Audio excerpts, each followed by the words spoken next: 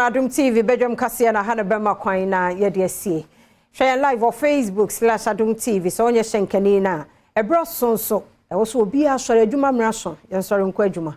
na yenso ye to aso e wo ha omanhene kwabena sante income memo akwaba na bibia agboko onyame adom o combination enya ba o se ade na meka jose ade no onti ase na ogine chira to boko park so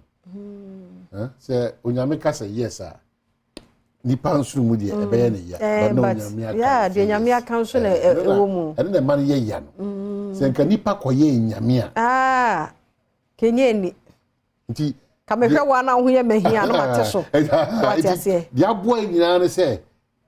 onyame nye nipa sa ana nipa nye nyame na nka ba na pa se me no mienu ejina yi aka yi efi wona dada me se ade ba kwa wa ya no pa ma me ne se yen kai omo a intercessory prayer no mkoso boma mugina ya nemu yes ebom onimo from nowhere Bishop Kwame Owusuansa ai bompaye eni asofo atitu ne Ghana fo atitu onim ye ba bia ye busuani but opawasem no bompaye ma obi pa wo me ho osia ho de bodio bompaye na senka enipa enyame a na wo busu pa ikwa de oye na eyi ba fie kwa de oye or just imagine say adwumam kra am obi tumi ketua bi keke kra na o de awe de oye amanyo semu so obi be so afọ kakra bi kra na o de fe house here na nkasa nipa na nyame a enti onipa nye nyame very very important ti achia wa no pe de bia da de me ka share no say de bia da ade echi o pe the most important thing is say obeda nyame aso kwansonko so no amanyame hu say ono ni nyame a ode wa bedu saa eye mpempen so it's very very important ene eye benada June ne da etoso aduno 20th June wow benada iti on say afia ye wow ese abro adwene ntiase so na no da na January na se kakra abi June entube hu na nyame de awie June no na o sa de eye July ne sa famie de nti abri bia da meka se o de famie ne se enya o de awu ana enya enhye so eso de ma wo ana enya enhye so se iti hanu de ese o ti ase no ana enya ma ho fam die ya me die de se am guaranteed se me kwa ko ti December de ti uti sa ne manase a utu anamo o kasa onu ni edi nkita ho a o bo man Ghana o bo obi a ni nyina ba ti ase sa ni nyina ba ti ase enkohwe obi mfum so ne mre yo so emfa nkoye punishment ema obi enipa binimu ye boniaye but the fact say nipa ye bonia ne nkire se ese se wo de sa ade na obi aye wa wanye wo ne kwan so no wo de kotoa asomesia na obentin when you papa ye dawo it's very important ti e ba no passe ni e ka nyame asem ni e kire nyame kase ya ti ase bi ko nipa bi penisi enya omunya odampem ni kwapa na me ka che no nipa bi penisi omunya ana de ese hia kase pa na se aya gibre na ko mochi na ko cemetery na ko kolebu na ko rich na ko konfuanochi na ko Kofodia Holy Family eno ada kwa de ko itachiman eno ada me yonko ba ko abochi me ko ni mu friends status na advantage bi da hono na it's Father's Day we oni ni yonko omo di nkomo awi no so omo tena moto so etwa omo ho aba just within 1 second wama Father's Day kwasia day ya so omo tim omo awi bibia ti moto so keke wama ti misrawo ese ti wuti me shata na wuti me wura no wada nyame ase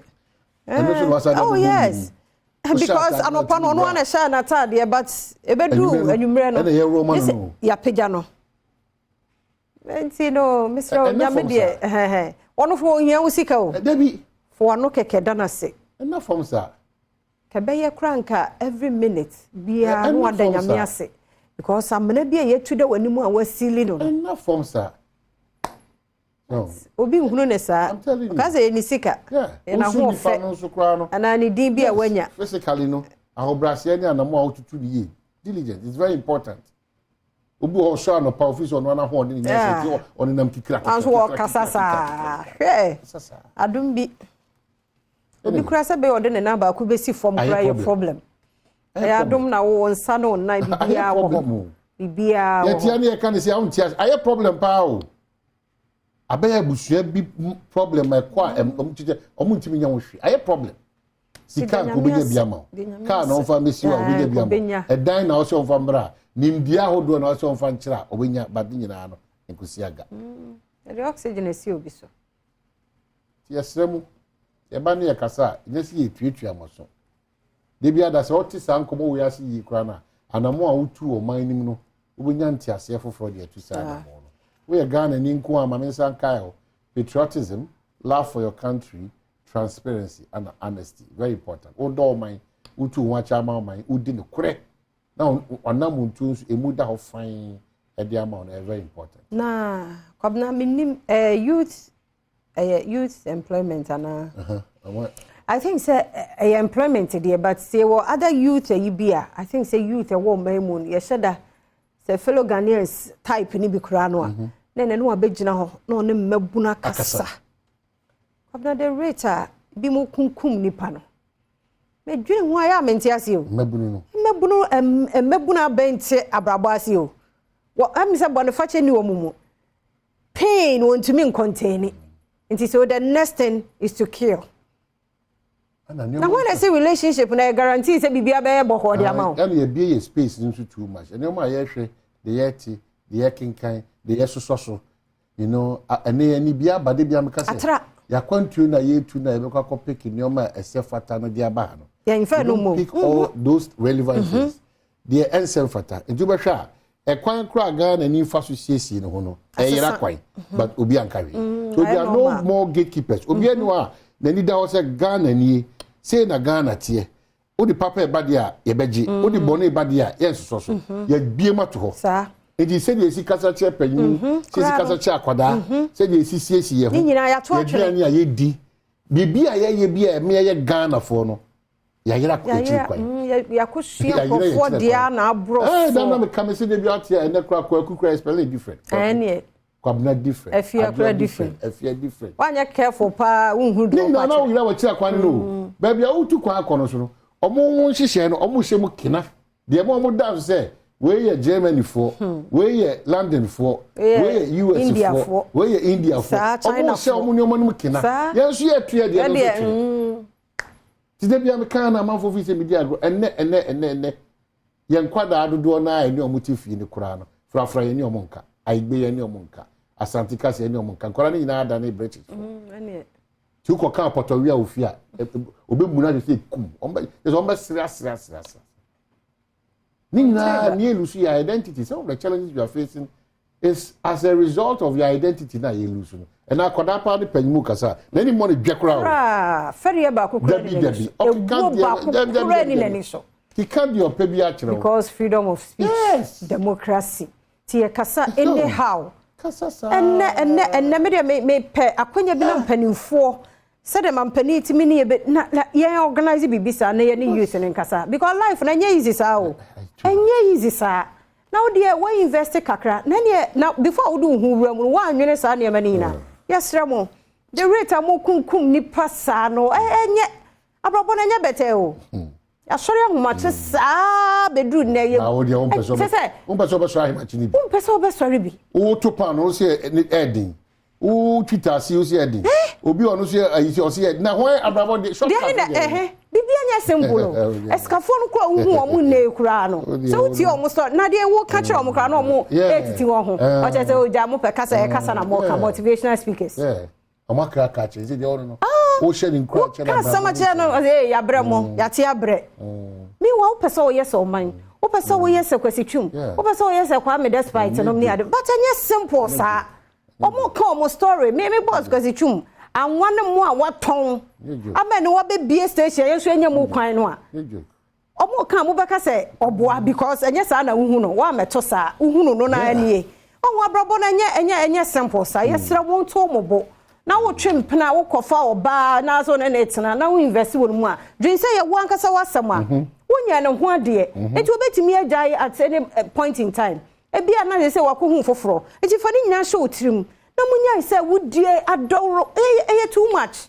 erade hu ye mobo ne ye manom enya kunupa nya yerepa enya namfo papa because awofo ya start ya mo sampa ye we amma ye ma no a what it ne pa so be wie che ne wakowura group bi mu a namfo papa awrade hu ye mobo ne ye manya namfo papa enya ekunu papa nya yire papa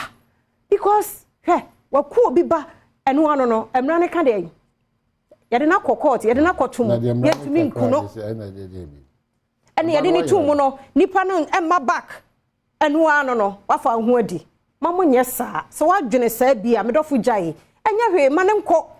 de waye wo no nyame so wo tua ne so ka ebeburu wadwene ne wonte ase so nti obi ye wade pa na ya ana hu situation bi de ekonom no ya de wontumi a twonhu boko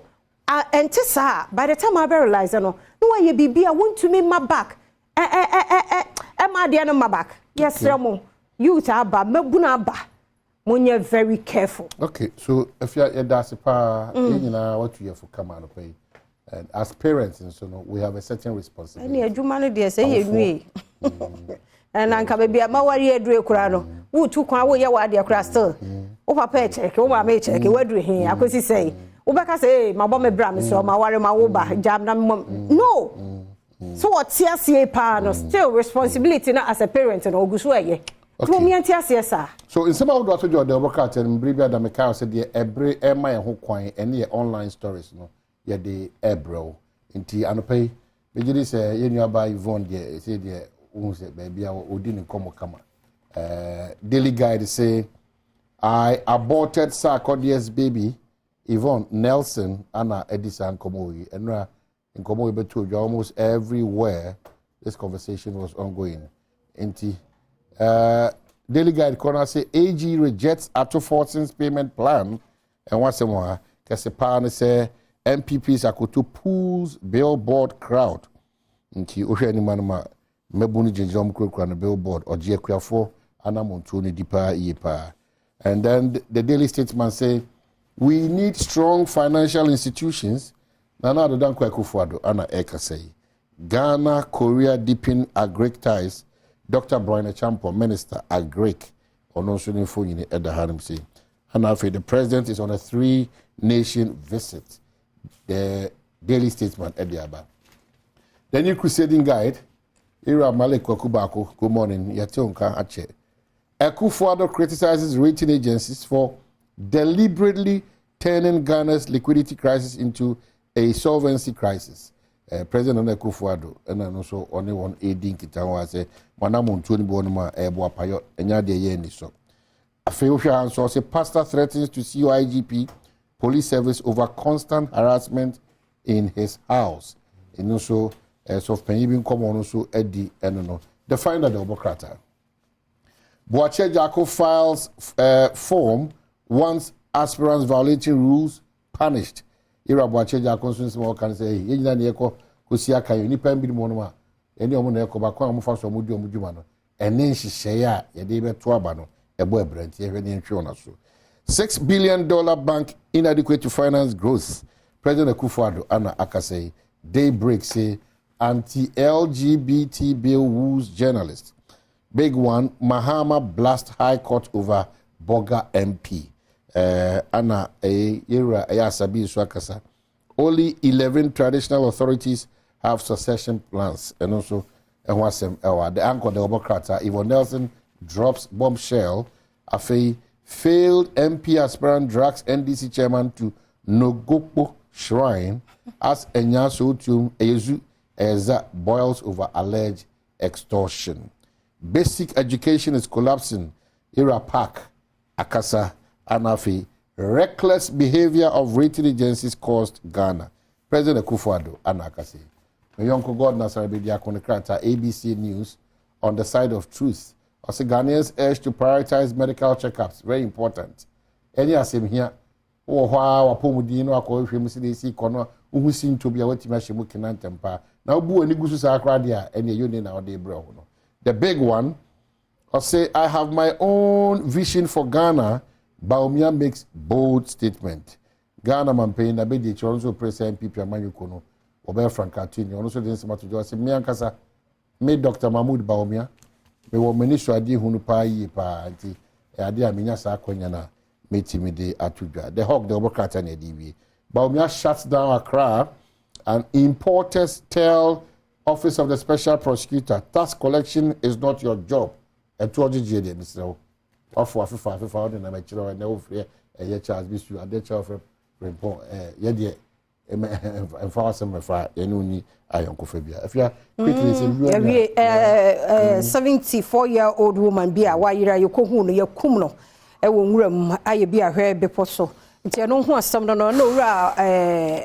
boache jako ana na asam no so ene da hoyi lewe say 5 years now he was crippled ti ho asam eno no ndc so ombeye befitting barrier so de ama wo member ba ko asen ho kwahia bi esi ye na ofri mu no ntumi ko se obama eyino efu da ka no ato ne dan so ama oh sir no we should we you awesome do fiasem enti bi anyina no so na ye the bonkrata ne news no ye fancy ha de edu so no ya godie mu nsam Professor Yike Wallace etwaso